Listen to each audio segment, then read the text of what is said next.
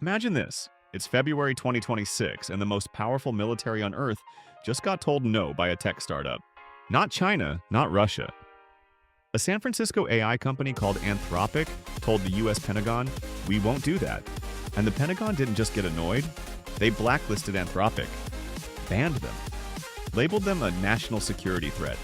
So today's question is this: who actually gets to draw the line in war? The government or the company that built the weapon? And honestly, there's no clean answer, because both sides have a point, and that's exactly what makes this story so dangerous. Before we dive in, have you ever thought about who controls AI when lives are on the line? Keep that question with you. Okay, let me give you the backstory. Anthropic is an AI safety company founded in 2021. Their flagship product is an AI called Claude. You've probably used ChatGPT. Claude is basically in the same league. A powerful language model that can read, write, reason, and analyze. Here's the twist. Anthropic was the first AI company to deploy its models on classified US military networks.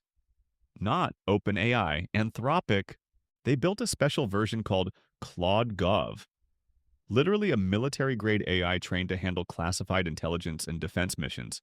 In July 2025, the Pentagon signed a contract with Anthropic worth up to $200 million. A serious partnership was underway.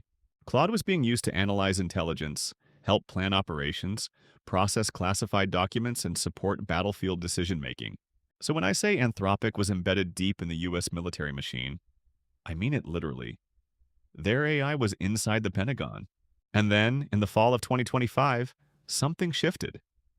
The Pentagon came to Anthropic with a new demand, and that's when things got tense. The Pentagon's ask was actually pretty simple, at least on paper. Let us use Claude for all lawful purposes. No restrictions. Anthropic said yes to almost everything. They had already loosened a lot of restrictions for national security work. They were cooperative, but they drew two hard lines. Two things they said Claude would never, ever do. No matter what the contract said, line 1 had Claude will not be used for fully autonomous weapons. No AI deciding to kill someone without a human in the loop. Line 2. Claude will not be used for mass domestic surveillance of Americans. No bulk spying on ordinary citizens at scale. Wait, stop for a second. Does it surprise you that an AI company is the one trying to stop mass surveillance of Americans? Anthropic said these weren't political positions. They were technical ones. Claude wasn't built or tested for these missions. It could fail dangerously. The Pentagon pushed back hard.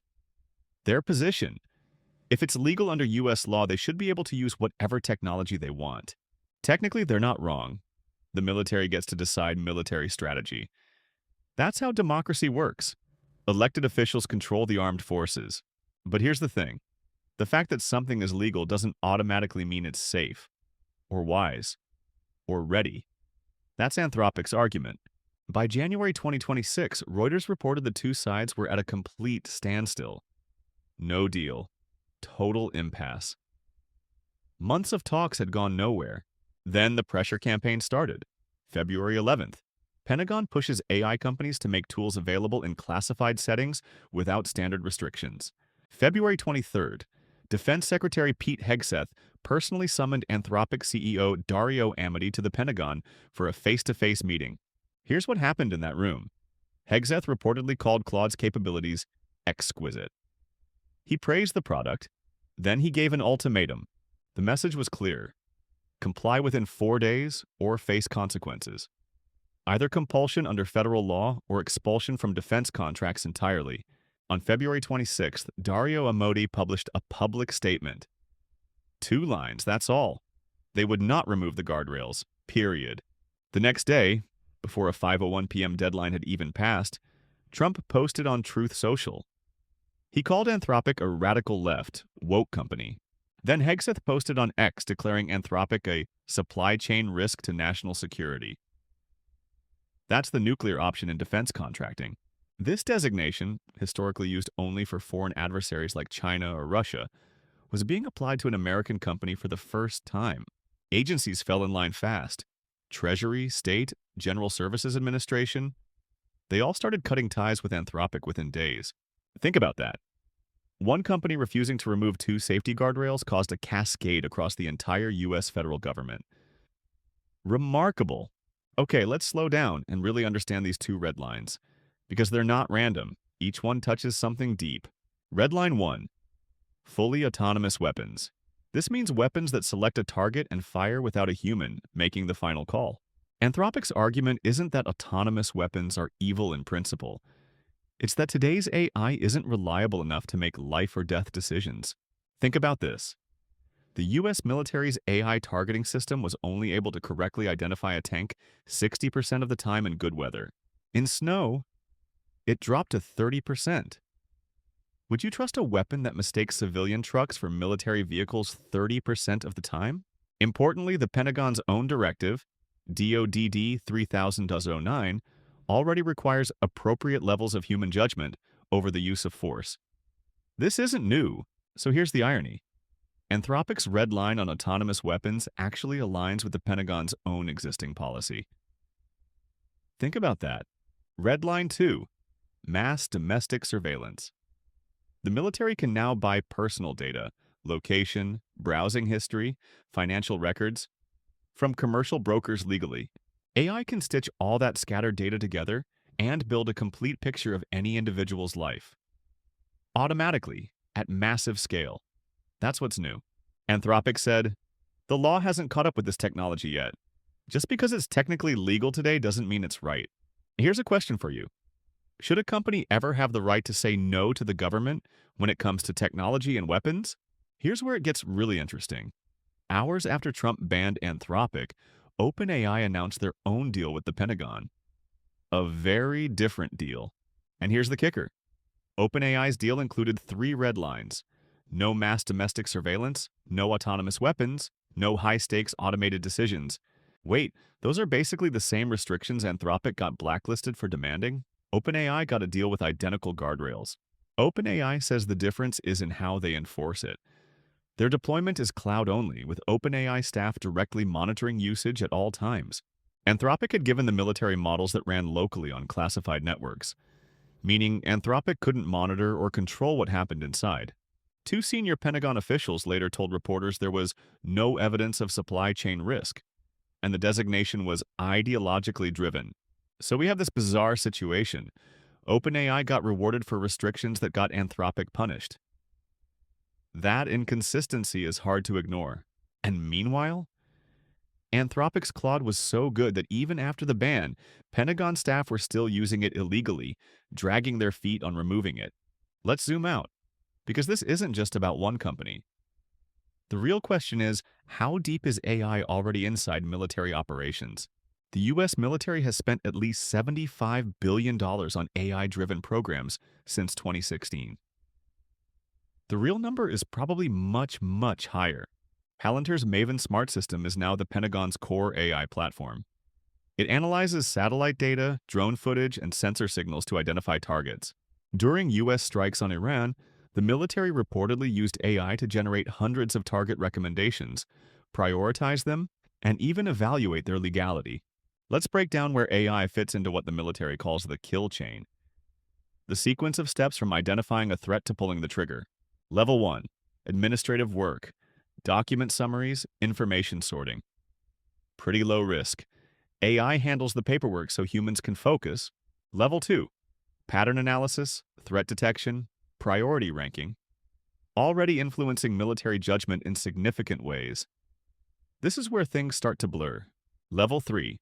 Target suggestions, attack recommendations, operational options. The AI is now telling humans who or what might need to die. Level 4. Fully autonomous. No human approval required. The machine selects and engages. This is what Anthropic refused to enable. But here's what keeps experts up at night. The biggest danger isn't level 4. It's humans at level 3 trusting AI recommendations too completely. The final button was pressed by a human. But if AI already made every recommendation, is that really human control? Think carefully. Israel's experience in Gaza found that analysts were under so much pressure to approve AI-recommended strikes quickly that verification got skipped entirely. A human technically made the call, but they were rubber-stamping a machine's recommendation under pressure. Is that really accountability? Back to Anthropic. On March 9th, they did something no AI company had ever done. They sued the United States government. Their argument, the supply chain designation had no factual basis. It violated their First Amendment rights, due process, and proper administrative procedure. They pointed out the contradiction. The same defense secretary who called Claude exquisite in February was calling it a national security risk by March. Microsoft filed a brief supporting Anthropic's lawsuit.